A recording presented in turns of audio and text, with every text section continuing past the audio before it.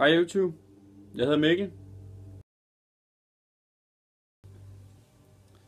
og i dag vil jeg fortælle lidt om min dejlige EasyHorn, T-vikling, dobbeltcoils, twisted og en væske. Det er en fra Steam & Smoke, Faktor K, 3 mg,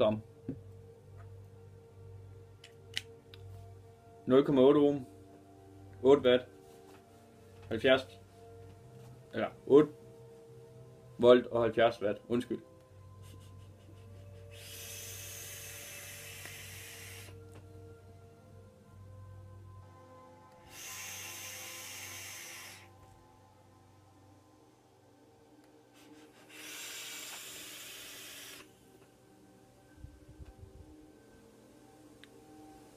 God dag derude.